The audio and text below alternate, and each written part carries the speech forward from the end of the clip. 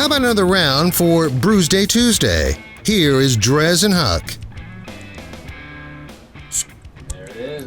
There it is. Another round. Another round indeed. Brewsday Tuesday, round two of our sour concoctions from Petrus. Where did you say Petrus was out of? Belgium. They're Belgium. So these are actually like Belgian dudes? Oh, yeah, it's Belgian beer. No wonder the chicks were all over them. They were young. Oh, yeah, they're going to all talk the accent. Oh, yes. The accent like me, you want to kiss me. This is the accent. You want to kiss me now. I think I was German or whatever. Who knows?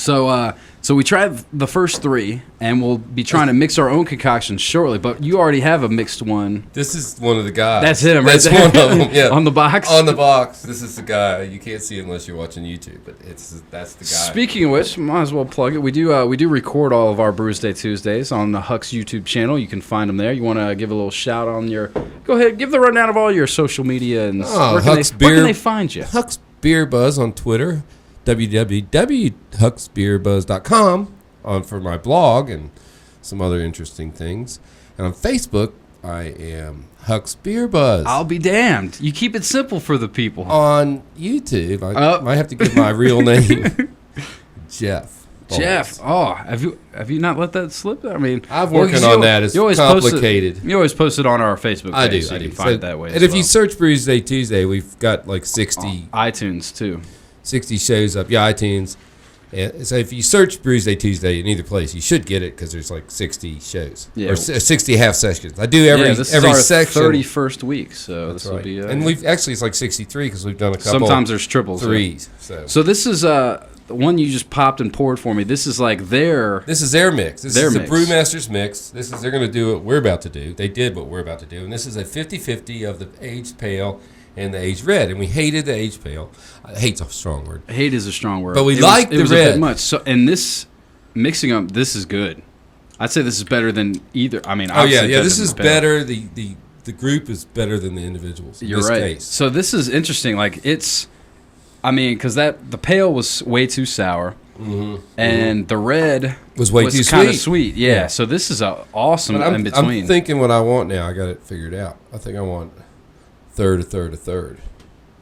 For your mixture? For my mix. I'm going to make my mix. Well, here's all right, so we got this brown, so go for that. Brune. I'll put the old Brune in here. I got a special glass. Or maybe do the Brune last, since that's what we have the least of, right? Or the red cherry, do we have the least of? I'm going to use a tasting glass to measure. So I'm going to measure like 2 ounces.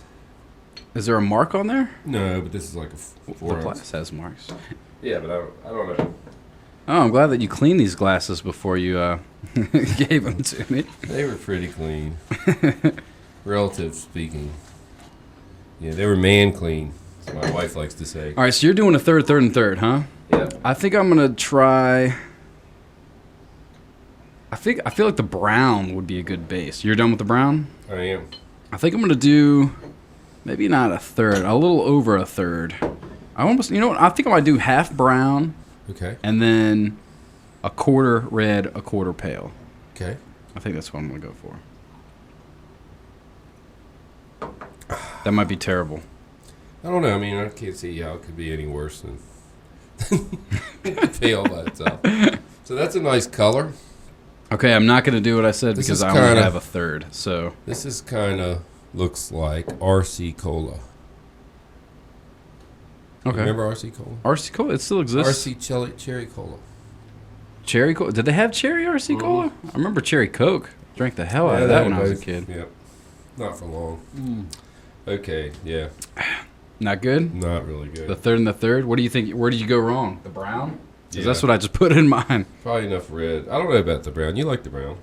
Let me remind myself what the brown tastes like. I would throw some more red in there, but you got to go. Your turn next. Well, now I'm confused. All right, I'm going to do, I got a third a glass of brown. Yeah. I'm going to put, maybe I'll do a third of the, let's see, it's a 3-3-3. Here, let me try yours. Let me see what it tastes like. Yeah, that's a third. All right, let me see.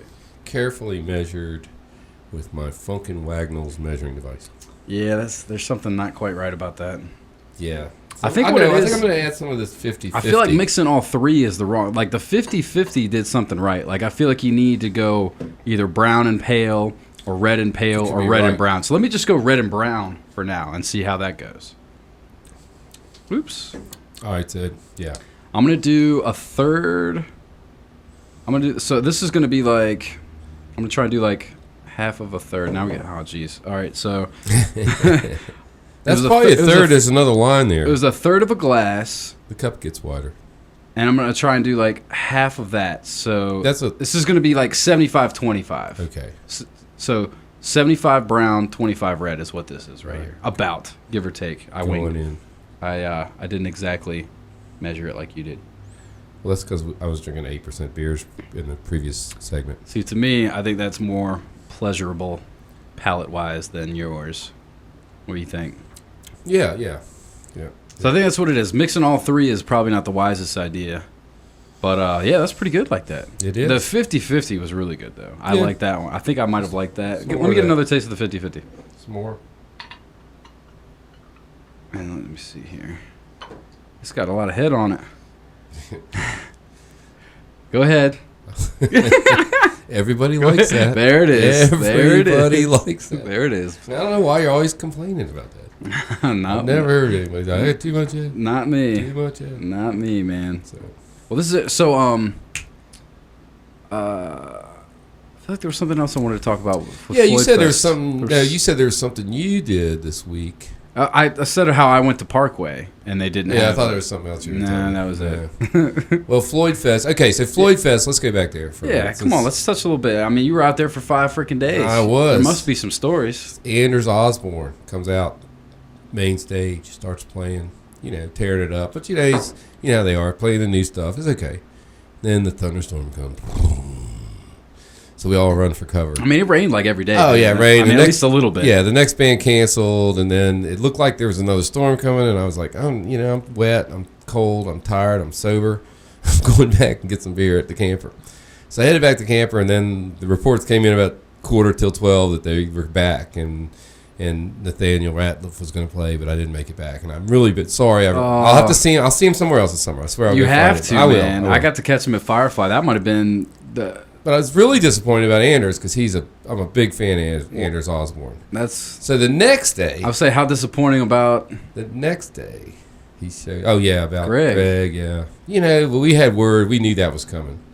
Those of us in the know. Because I guess he had canceled another gig the day before or something. I saw film of him on Tuesday night. He looked terrible. Yeah. And I commented to my wife. That was before I headed up on Wednesday. I was like, he didn't look good. I don't know if he's going to be able to handle it. I said that. And then he canceled, and we all knew that night he had canceled the show up north. And so everybody knew that it was in the know. And then when they finally said he canceled, we were we didn't see his bus all day. I had the backstage media credential. I was back there. I didn't see him. Mm-hmm. And, I was looking for him. But, Warren put it out. And apparently the Jam put it out too, I was just a little disappointed, so I went and listened to some different bands. I didn't stay for the whole Jam thing. Then they had Floyd Fest 15, never happened, so they had it starting at like 2 a.m.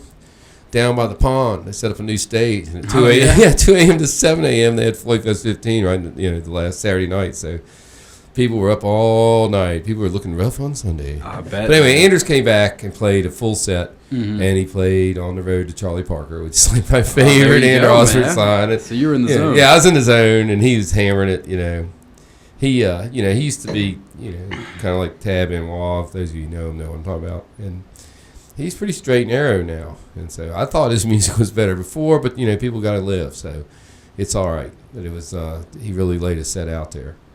And then a lot of good local bands. And I know you bumped into Big Nate in the beer garden. I saw. Did. I think I was talking on the radio. Yeah. I heard you on air too. I think I was. Yeah, good old Big Nate got to have the fun this weekend. There was going to be a film of that, but I happened to be standing sideways to the camera.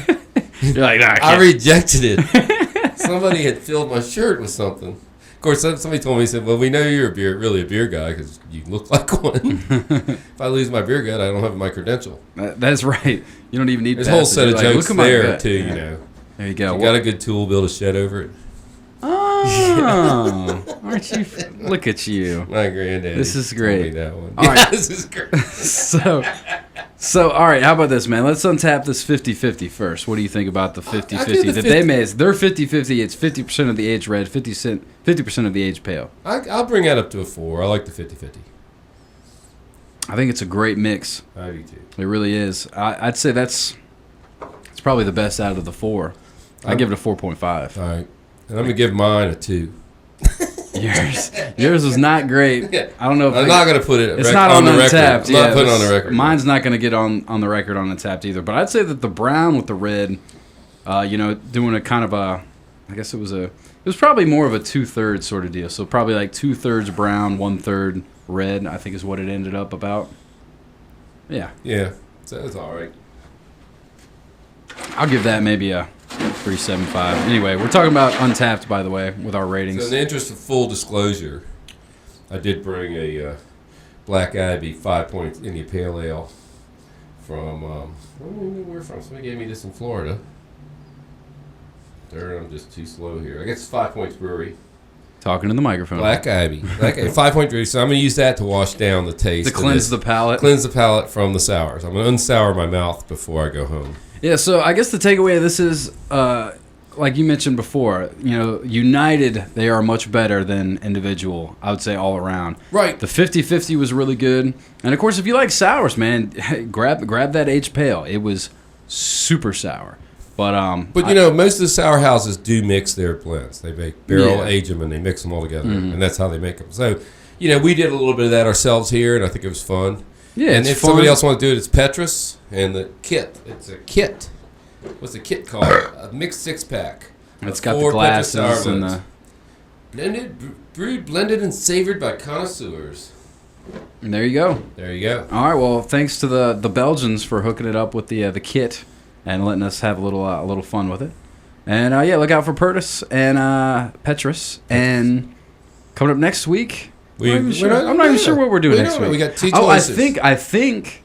Actually, I can't believe, and I forgot to mention this.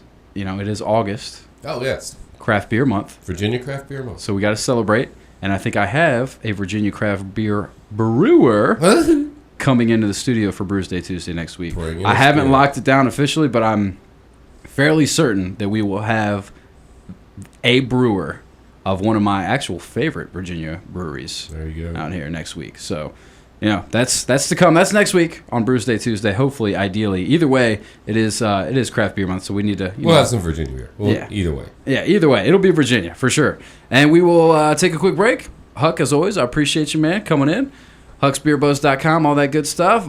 More Brewsday Tuesday next week. But for now, we'll take a break and get back to the tunage right here on 105.3 The Bear.